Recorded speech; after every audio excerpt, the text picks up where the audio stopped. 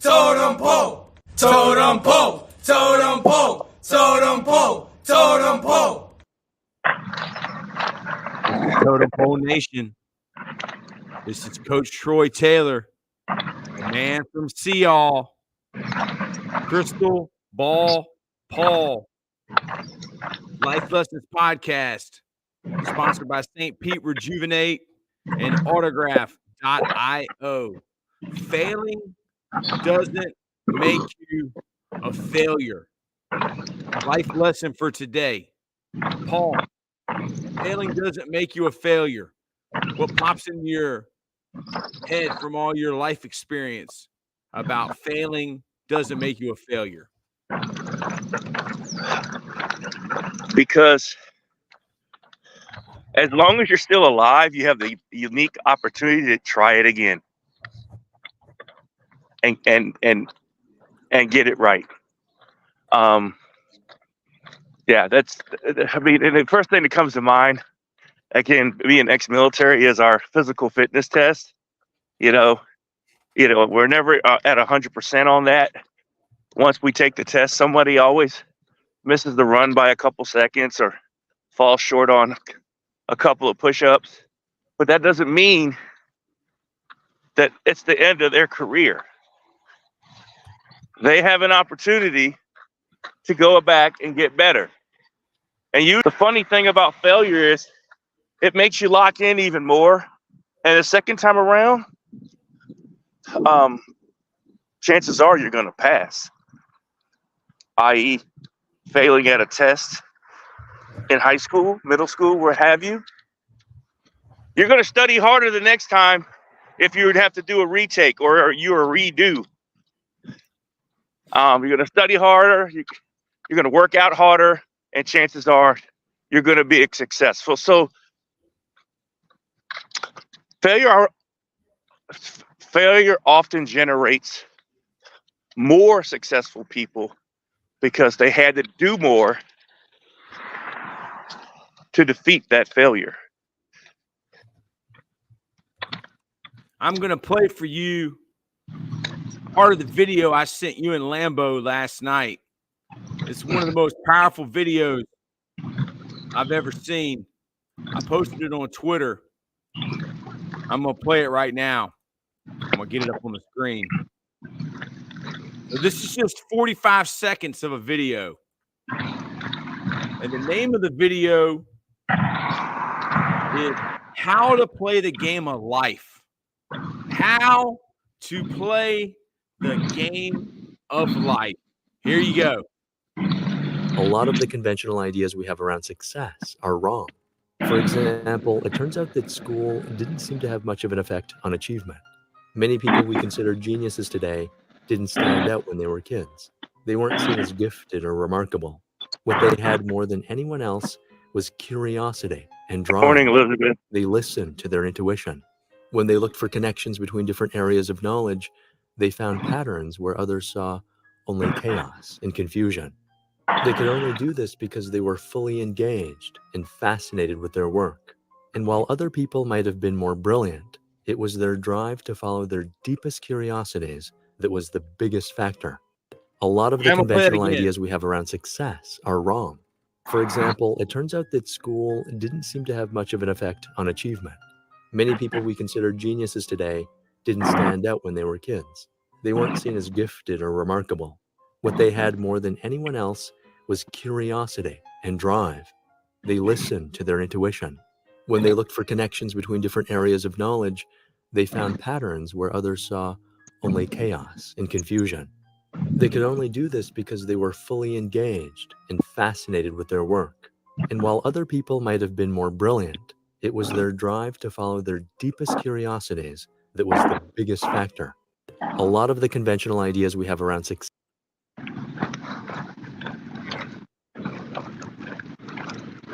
That video. Good morning, Maya. Is so powerful.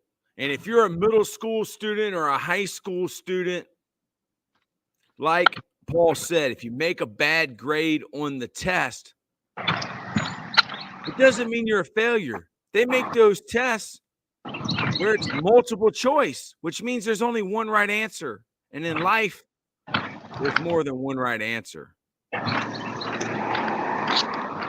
They don't want you to critically think. And I sent you a thing about polymaths. Have you ever heard of the term a polymath? No. Poly means many, and math means learning. Everybody wants to be specialized today. Everybody wants to play one sport year round. You have to have a major. You have to have a specialized career, specialization of labor. Well, I think 1,000 years ago, humans weren't specialized. 500 years ago, we probably weren't specialized. We figured it out. But when you're a polymath, that means you're like a Renaissance man. That you, what is that saying? A jack of all trades, but a master of none. But Correct. The rest of the saying is a jack of all trades is better than a master of one. When you are a polymath, when you have knowledge in a lot of different areas, can you spin a wider web, Paul? When you talk about the spider and the spider web, philosophy you learned at William and Mary, you got the jacket there, William and Mary. That is. Yeah. Let's say here, Jack. Let's go. Jack of all trades, master of none. And again, that goes back to, I can relate to military career. The worst thing that you can do in the military as a leader is being the master of one. And some people, that's where they fail, and they experience failure. Is because some people think to get attention they have to be an expert in one thing, and then it shows people that they are all knowing in one area. However, the goal of a leader is to be a little bit of knowing in all areas. It creates a stronger, more well-rounded person. But people who have tunnel vision can't see that. They can't see the 360 approach to actual mastery. The more that you're aware of, and the more that you experience without trying to master it, the more areas that you have covered. You let the people that actually do that specific job or that specific type of activity be the master of that activity. That's why we have the leaders, and then we have the doers in the military. Now, that's in all walks of life. When you talk in terms of teams, corporate America, working at McDonald's, that's a great example. If people want to scale it down a bit, the GM knows a little bit about how all the machinery works and how the goings on inside of McDonald's, but they're not a master of the French fries like the person who makes the French fries. That's their specific job. Yeah. This week I'm mopping the floor. Next week it's the fries. What do you look for in a man? Well, I think that's up to the person that's looking.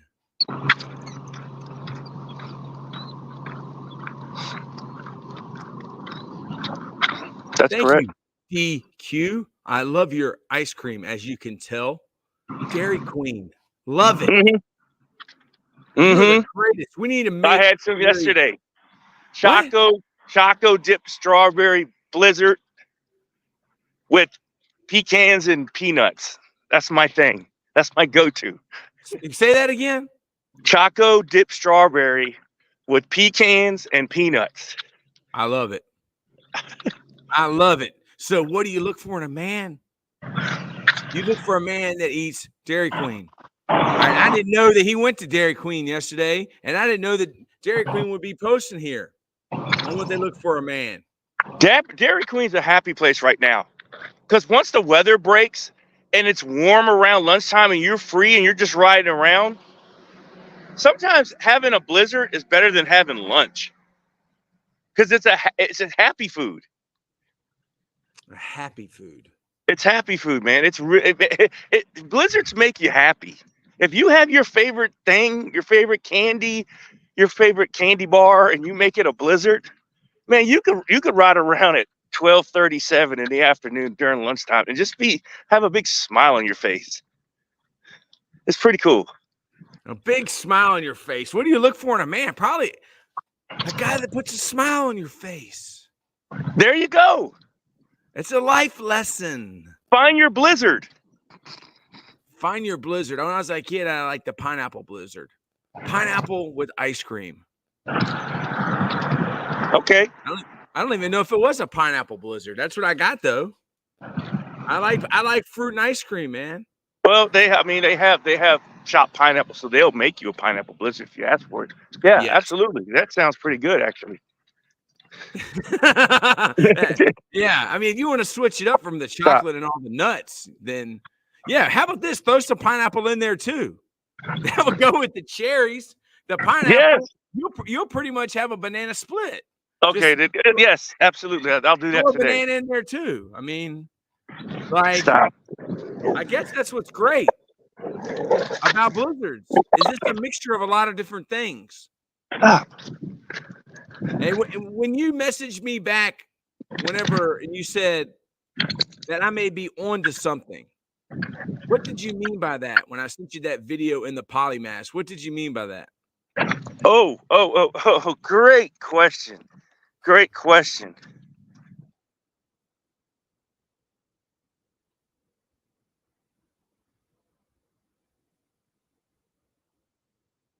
You're breaking up.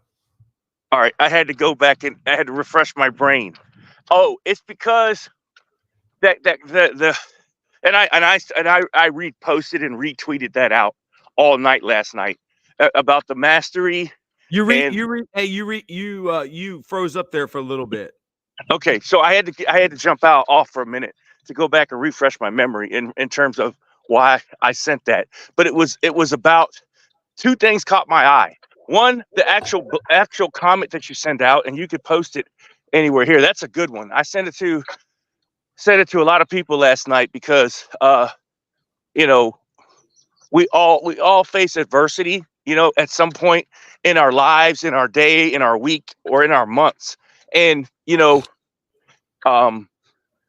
but experienced people have failed more than inexperienced people have ever tried. And I jumped on that word try, and I posted it back to you on Facebook because it came back to my 3-letter word, try. Because if you continue to try, one day you'll be that master that has failed more times than somebody else has even tried to do something. It becomes full circle. So the moral behind that phrase resonated with me because it went back to the word that if people are searching for something to get for motivation or to get going, just try. And I mean, that would be a good repost of that comment that you posted on our group chat. It was pretty cool. And we got Flint, Michigan tap water. Yeah, go buy that at your store. I wonder who was behind that, and I wonder who profited from that. Thoughts on Muslim inbreeding? All right, thank you very much, Flint, Michigan tap water. But we don't get down with that division stuff. I don't even know you're a real person. You could be a bot. But we don't rock with that, man. I got friends who are Muslim. I got friends who are Jewish. I got friends who are Christian, Hindu. Inbreeding? Bruh, believe what you want to believe. Because you're going to believe what you want to believe. What do you look for a man? Whatever you believe a man is, that's what you believe. That's what you're looking for.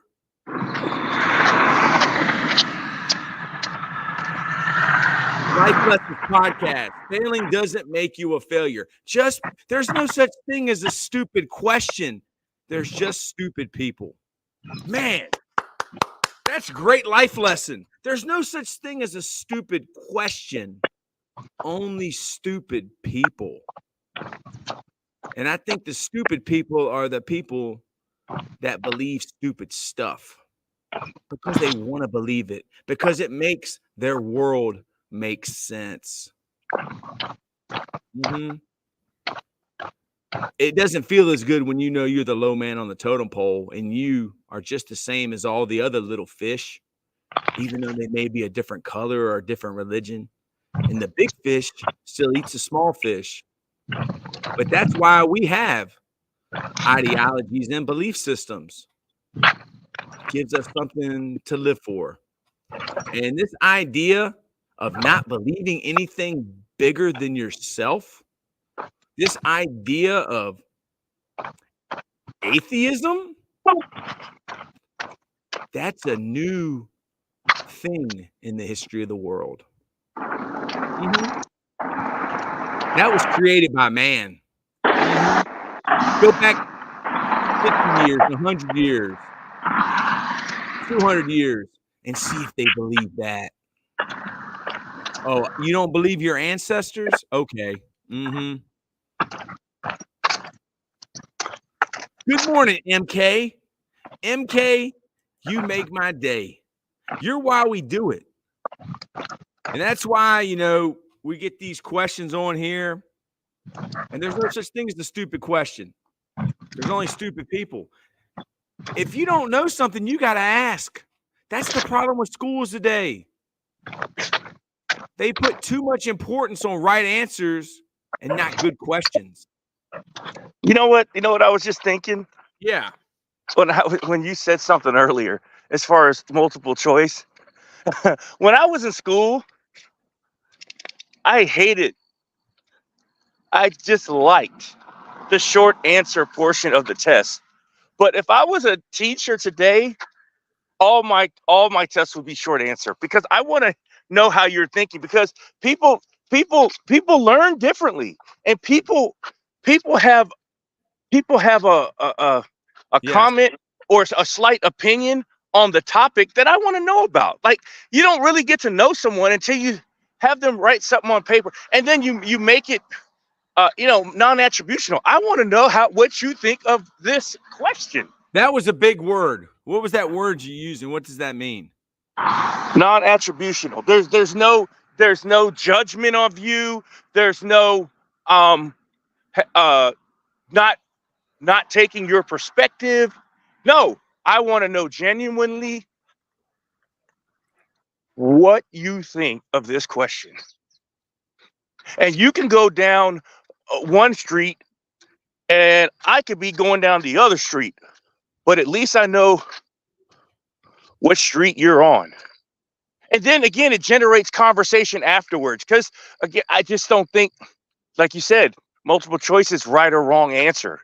Like, okay, you had the wrong answer, you get it wrong, we move on.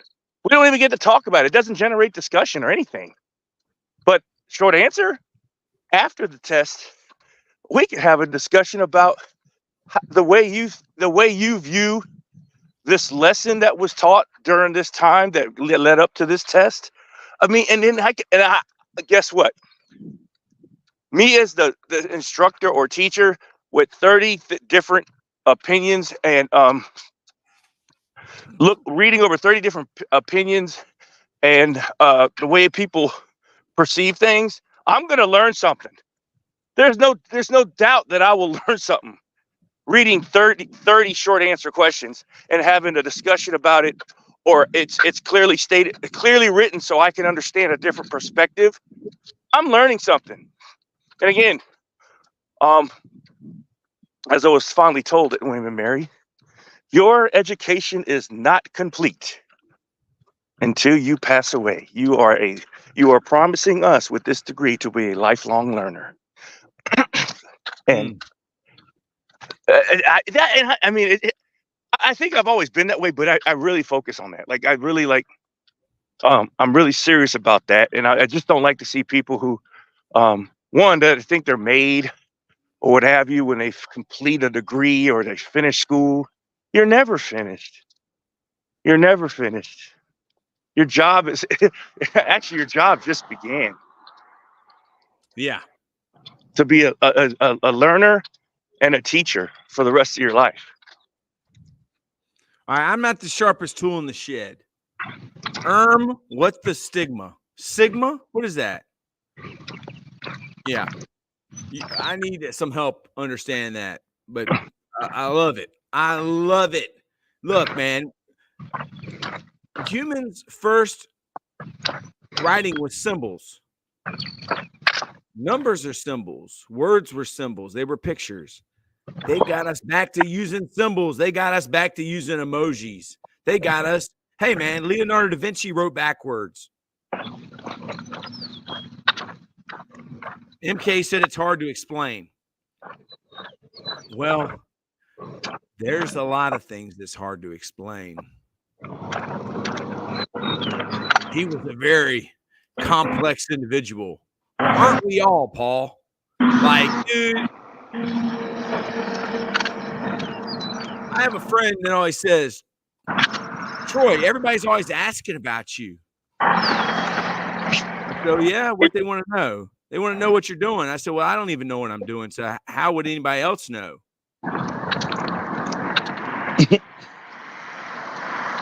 You know, failing doesn't make you a failure. Like my son, did I tell you about the test he took a couple weeks ago? No. In history class? He got 2 questions wrong. One was Holocaust. He chose the Holocaust with the little h instead of the big H.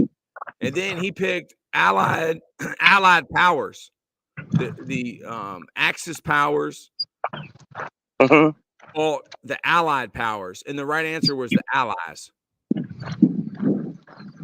Yeah, that right there, that makes you not even want to take a test. Like, let's see, coach, what sport do you coach? Football. I'm a football coach. I'm a dumb guy. Are you guys actually teachers? Well, I guess I'm a teacher. But dude, how can you be a great teacher unless you're a great learner? And how can you be a great teacher unless you learn from your students? My students teach me. I can learn from them. The best coaches in the world that I've talked to said they learned more from their students than their students learned from them. Okay? Thoughts on McChickens? What do you mean, McChickens? Like a McChicken sandwich? Like a McDonald's? I don't know. It's probably not even chicken. It's probably chemicals. Well, if that's the question, I have to tell you this, because I mean, when you have like teenage kids, like you try to see what's the popular thing out there, you know, because of course Chick-fil-A is like number one, but my son, he's a chicken sandwich like connoisseur, he's a McDonald's chicken sandwich guy. That's number one on his list, and I thought that was strange, but he's like, I mean, and that's his thing. He eats chicken sandwiches from all these places like Bojangles and Popeyes and everywhere. But he's a McDonald's McChicken sandwich guy. Yeah. Yeah. I thought that was interesting. Because there's just so many different chicken nuggets. They go from chicken nuggets to chicken sandwiches. And you don't even know what part of the chicken you're eating. And Jim Harbaugh doesn't eat chicken. He doesn't feed his team chicken. He said that's a crazy bird. Yeah, that was an interesting thing too. I mean, have you ever watched rugby? Yes. I've never played it, but I watched it. And that's where they're getting a lot of the football players today is from rugby. So yeah, I coach American football. We have to wear pads. Rugby doesn't because they're tough.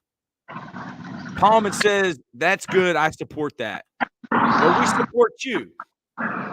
We support you because you support us. Troy, who are you for? What president? What president are you voting for? I don't know who's voting for me. Who supports me? Who supports Totem Pole?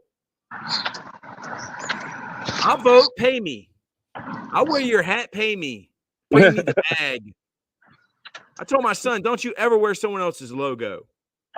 Don't you ever wear someone else's hat to be the president unless they pay you. They ain't smart. They don't even think for themselves. They're puppets.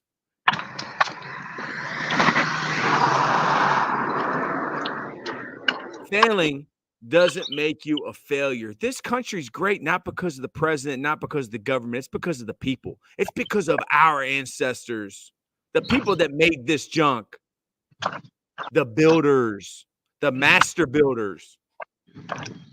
Oh, yeah. The trouble with not having a goal is that you can spend your life running up and down the field and never score. The trouble with not having a goal is that you can spend your life running up and down the field and never score. That is the quote of the day. Harry says, rugby tackles around the legs. Why doesn't that happen so much in American football? It should. Yep. We just failure to teach technique. Hit him in the legs. Hit him in the legs. We call it crocodile. Alligator roll. Yes. Yeah. It works. Yeah, no one's going anywhere without their legs. It's just you can't run without your legs. Exactly. Yeah, everyone wants to grab everyone at the shoulder pads and do this. Yeah. Slam people on the ground. The trouble with not having a goal is that you could spend your life running up and down the field and never score. Paul. I mean, that's a good one. That's a great one to end on a Friday. That's an incredible comment. After all the jack of all trades, master, all these great comments that I saw last night that you were throwing around, this one is the icing on the cake. It's the icing on the cake. It's put it this way. When you open your eyes in the morning and you think about the things you have to do, and you have to make a plan to get them done. You just can't wake up and go get them done. Like, you better have a plan, and you have a set goal of the things you want to accomplish that day. Or when you don't, and you just get up and you're scatterbrained and I'm just going to do all these things. A lot of stuff gets messed up, halfway done, and not done at all. Nope. Yeah. And that's the running around you do. You know, got to take the dogs to the vet. I got to get gas. Got to pick up my son from practice. Got to take him to get a haircut, and then I want to go and look at some cars. Wow, that's a lot of stuff. Go ahead, man. No, I just threw that together. But I'm just saying, like, you can't do that without sitting down and succinctly going through it and getting to the goal. The end goal of the day is to have my personal time and go check out some cars. But everything in the middle, it's got to be planned out, or it turns into a mess. And it has to come with the flexibility of something coming up, like, oh, I got to get my nephew off the bus. And you got to pop that in there. So that's extraordinary comment for a Friday. It makes you think, and it makes you think about a lot about what you need to do when it comes to planning and setting daily goals, and it allows you to accomplish them a lot easier because you know what you want to do, and you think about how you're going to get there. Great comment, MK. You gotta have a roadmap.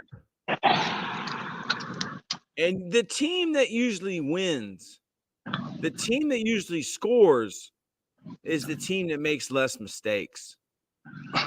And in that video that I sent out, I said it's one of the most powerful videos I've ever seen.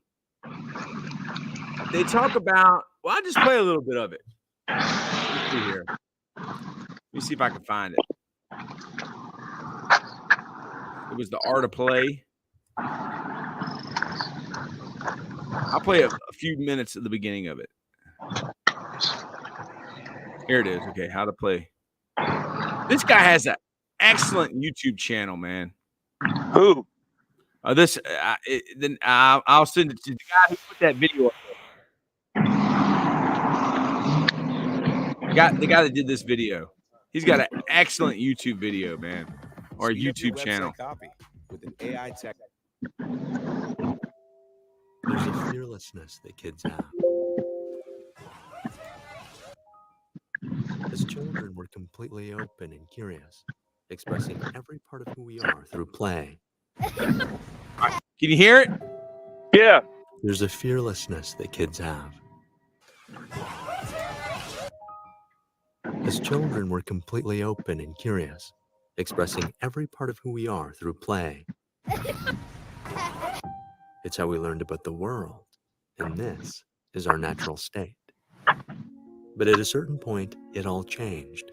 Professors Jeffrey Dyer and Hal Gregerson say that if you look at 4-year-olds, they're always asking questions and wondering how things work.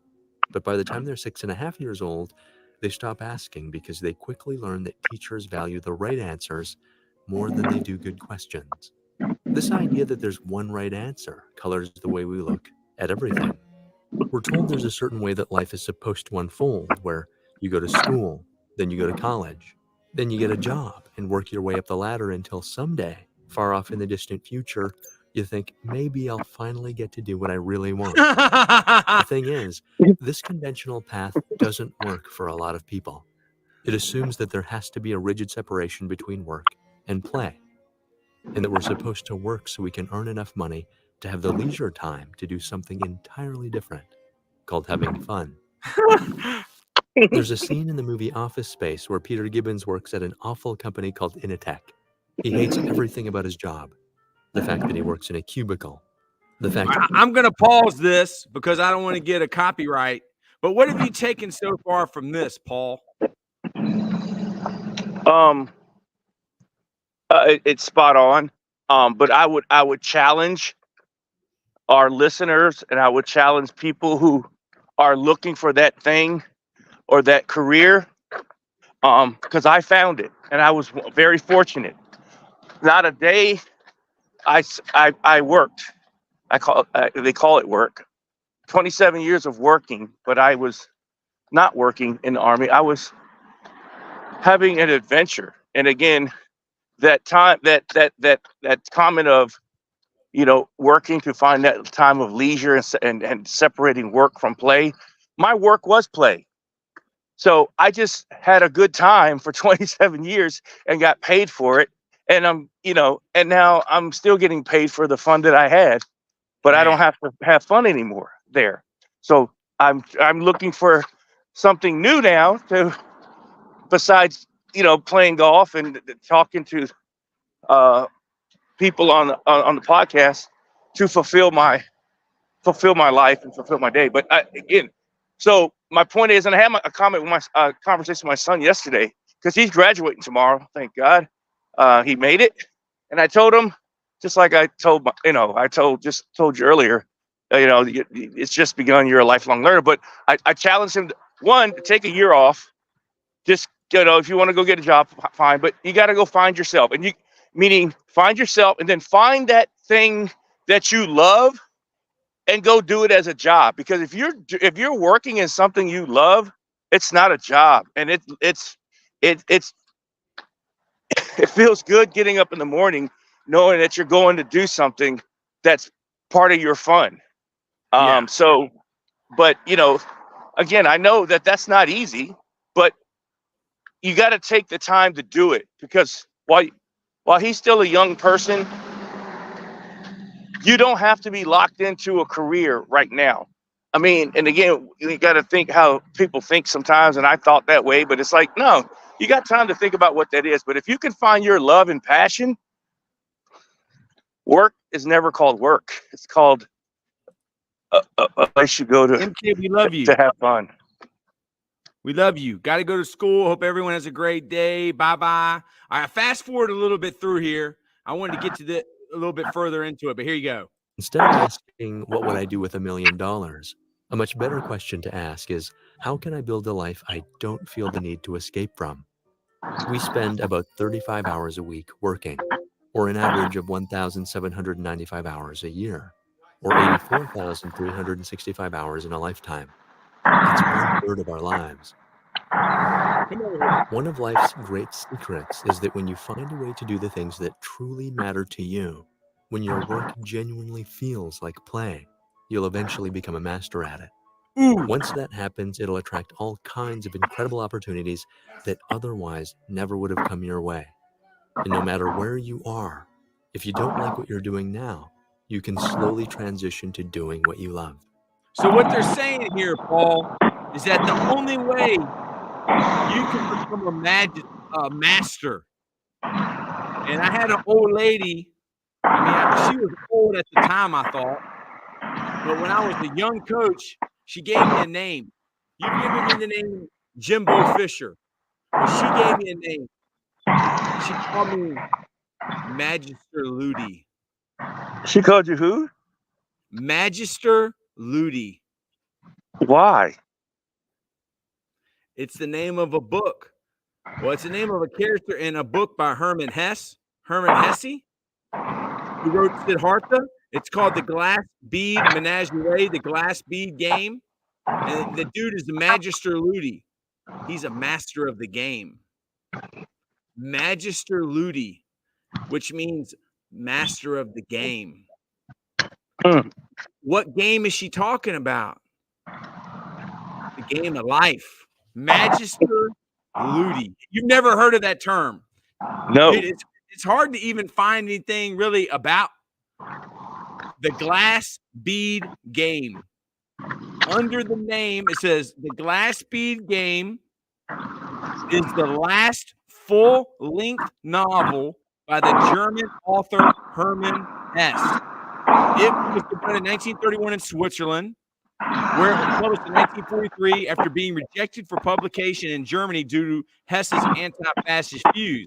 The Glass Bead Game is a literal translation of the German title, but the book has also been published under the title Magister Ludy, which is Latin for Master of the Game, an honorific title awarded to this book's central character. Magister Ludy can also be seen as a pun. Magister is a Latin word meaning teacher. Ludy can be translated as either game or school, but the title Magister Ludy is somewhat misleading as it implies the book is straightforward, when in reality, the book touches on many different genres, and the bulk of the story is on one level of parody of the genre, the genre of biography. Yeah, kind of deep. I guess it's a polymath. Magister Ludy, master of the game. In order to be a master of the game, I guess you got to realize that it is a game. It's not work. It's a game. It's fun. How do you feel about that? And when I just played about you have to be a master of anything, it can't be like work.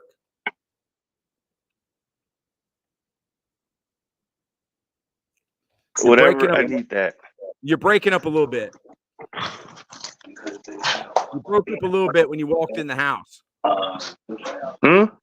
You broke up a little bit when you walked in the house. How do you feel about what I played you about in order to be a master, it can't be work? The totem pole wasn't work. When the dude was carving on it, it wasn't work. He loved it. And now with the glass bead menagerie, the glass bead game, Magister Ludy was my nickname, master of the game. To be a master, it can't be work. How do you feel about that? So awesome. You feel awesome. So is that I do. I feel like I need that, and I feel like I could use that right now to pass on lessons to two of my guys that are on their way towards graduation in the near future. But that resonates. Deep resignation there. Yeah, they where I'm at. like. I always love sports. I love sports. I used to think I'd be a major league catcher, I'd be a major league baseball player. They said, "Well, Troy, you can't be a major league pitcher or catcher. You know, what would you do then?" I said, "I'll be a sports commentator." You know who else loves sports? Who? Lambo. The guy that said the Celtics and the Thunder were going to win last night, and he's not here. Why is that every time that he's wrong, he doesn't show up? Because he predicts the future. Well, dude, you need to get into icing. icing. And then you can predict the future. And then Oh my goodness. probably predict that you can't predict the future. Yeah, he can. He can predict the future because he knows that he's not going to be here if his predictions don't come true. That's the prediction that he can predict. Yeah. He will not be here. They can't pick them on. The people that get paid to pick them can't pick them. They can't even pick them without the spread. Oh my goodness. I just thought about that. Now I was like, wait a minute. Okay, Lambo took a day off, but I'm just like, that's right. That was last night. Yes. So who won? Fill us in, man. Because I didn't watch it. I went to sleep at 9. The Celtics lost at home to the Cavs. Unbelievable. I mean, they were 14-point favorites. And Luka, your boy Luka, showed up last night, stole a game on the road. They're tied 1-1. Mark Cuban made a deal. I'm telling you, Mark Cuban didn't sell half of the Mavericks for no reason. He's going to get rewarded. Kyrie has been playing nice. Kyrie is conforming. Kyrie is going to get rewarded because Kyrie is that dude. I've always thought he reminded me of a smaller Jordan, but dude, he's got better handles. If I offend anyone, I'm sorry. But Allen Iverson that would be yeah, you'd have to do a whole show about that. If the Mavericks end up and all the teams left, the Mavericks win the championship and you called it, you got to have a show about that. Well, I've been studying a little bit, okay? Because I taught government, and that's led me to Dr. Carl Jung. And then Dr. Carl Jung, that led me back to Socrates. And then you look in Greek, like Socrates, they learned from Pythagoras. And the only thing that we're taught in school is a squared plus b squared equals c squared. No, that's all they want you to know. They say they don't even know what he knew. They don't know what he knew? I find that hard to believe. Whenever somebody says to me they don't know something, I automatically think they know something. If all that they say Pythagoras knew was a squared plus b squared equals c squared, they don't want you to know what he really knew. Think about that, Paul.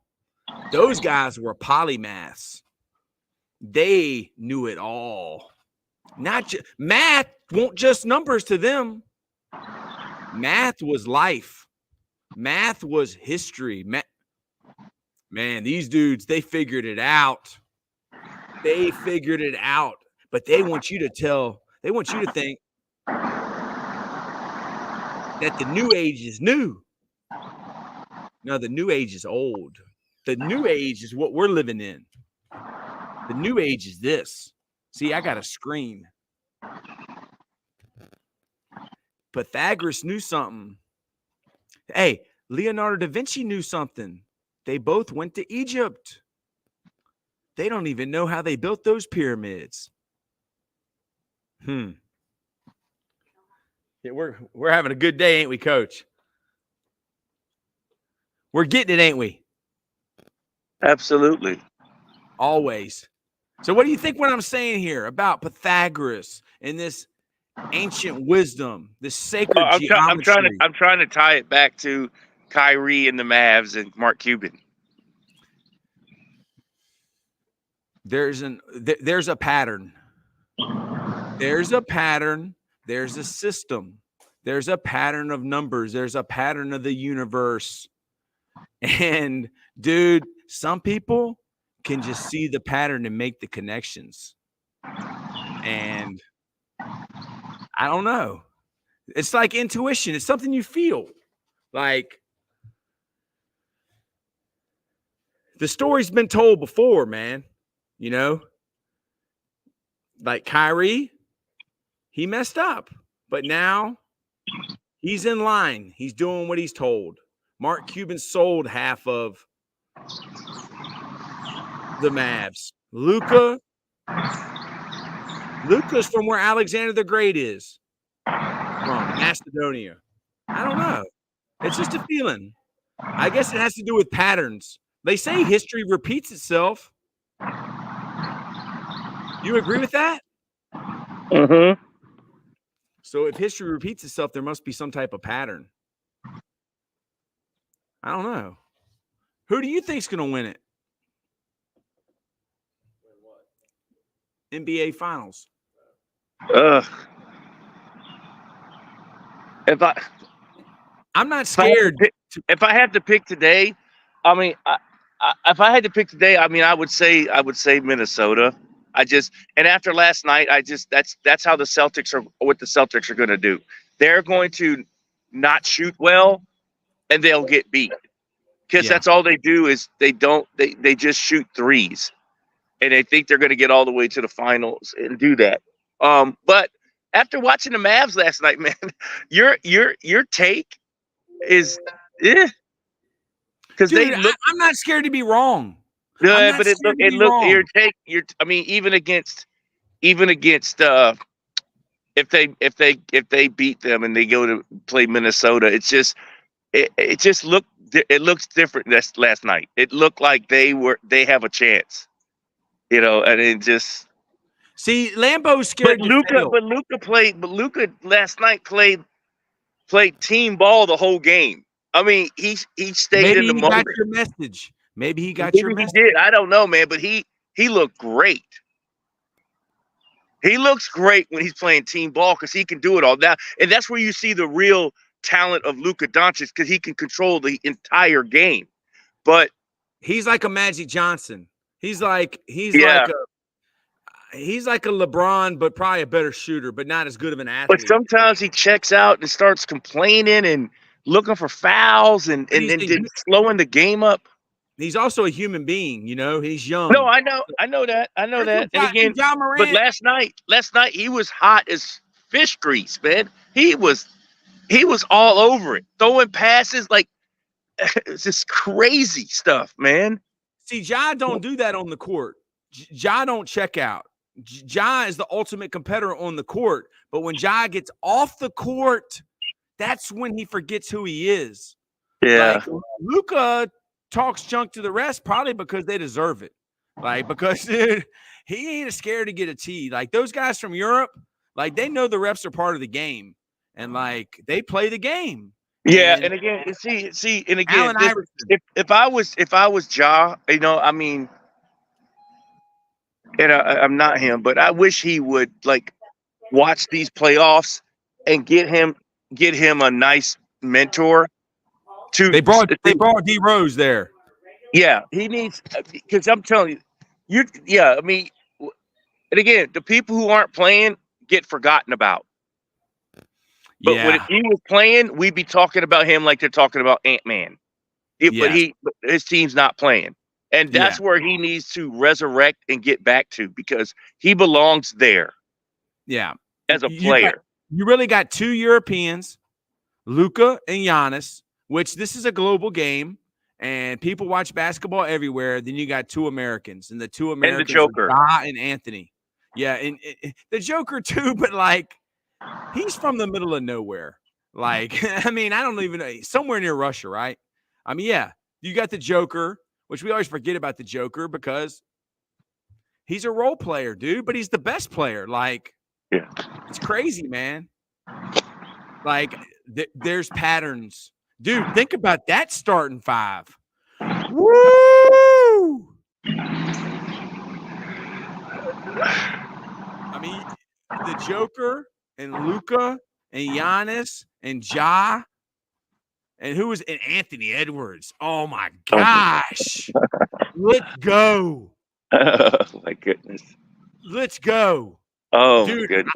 Dream Team? Dream Team? With the Dream Team were only Americans. That Dream Team right there might be better than the Dream Team. I don't know. We're gonna put it up. Yeah, we're gonna find out because I mean the foreign countries are catching up with us, man. And our team is a little older this year at the Olympics, so they passed us. Like, because the American system is based off of money and deceit, and theirs is not based off of money and deceit. Theirs is based off of talent. And if you recognize a guy whose mom is a model and dad is a pro basketball player, you take him at the age of 13, 12, and you put him right into pro sports like they do with tennis players and they put golf players. This system we have in America is based off of deceit and capitalism and profiting off of people hoop dreams. It's based off of selling hoop dreams, the AAU programs.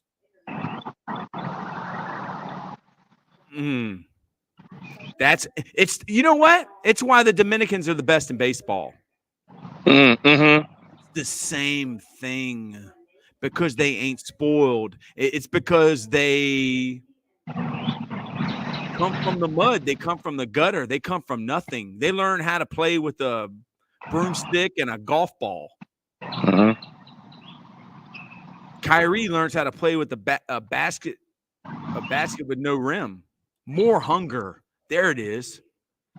More hunger. Woo! Paul, we're hitting it, ain't we, today, dude? Failing doesn't make you a failure. See, Lambo, failing doesn't make you a failure. No. I lost one game by 1 point. I had to go over there and shake those guys' hands. And didn't. No, it doesn't. Because I will tell you this. Because I was about to come on here today and tell the world that, hey, you better hop on the Lambo Train because he's hot. Because I just knew he was going to win last night again, and he's been hot. If you haven't noticed, the past week he's got everything right, and I was like, man, I need to tell the world that this guy's hot right now because he's been on it. He's been all over it, and then he has a moment of failure. Humbles you. So is he a failure because he was right for 7 days and wrong for one? No.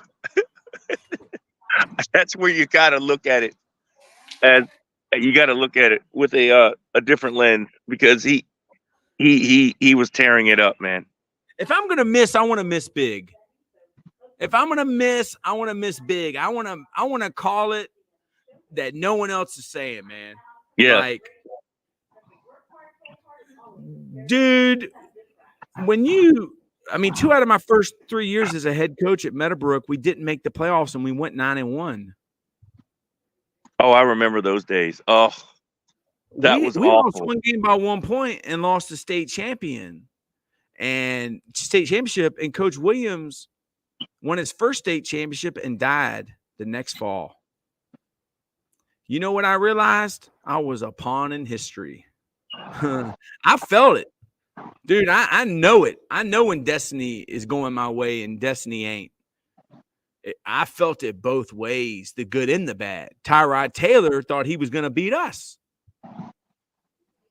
But destiny went our way that day when we stripped him going in to score. Yeah, dude. Life is a roller coaster. It's a wave. It's 9-1 and not make the playoffs. Wow. Yes. What was wrong with our system then? Man, we changed it. Yeah. We got it changed. Yes. Because you weave a web and you get people who all you got to do is throw gas on them and they'll explode. You light a match and they're a bomb, especially people who got money and got a voice. Mm-hmm. It's the same way Chesterfield got 2 turf fields. It's the same way Meadowbrook got a new stadium. Mm-hmm. Failing doesn't make you a failure. Life Lessons Podcast. I got to go, Paul. Paul, we're documenting history. We're documenting history. Our grandkids will watch these videos. Our grandkids, our people in the future will watch these junks. We're not writing a book. We're putting it on video. Yep. You love it, don't you? Look, me and you got brought together. Jimbo Fisher. Dude, when my name is Jimbo Fisher in your phone, that's impressive. I got to get Jimbo Fisher's number. I got to do it. I'm going to put it right in the GOAT chat. Can someone text me? Can someone see? I'm not afraid. I'm not afraid. How are you going to find his number? Yeah, I'm getting ready to text it to the group chat with Rick Trickett in there. Rick Trickett was the line coach. Yeah.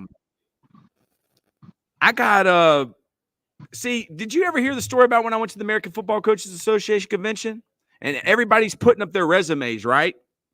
On the big boards. Did we tell you this, me and Lambo? No.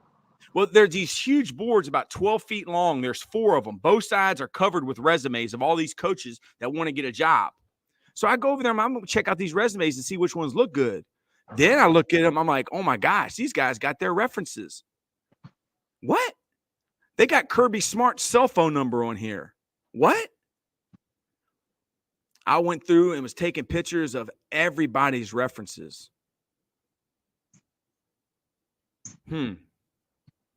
Yeah, Will Muschamp. Who's smart and who's dumb? I don't know. I guess I'm just stupid enough to look. Life Lessons Podcast. Hit me up. I'm going to press in.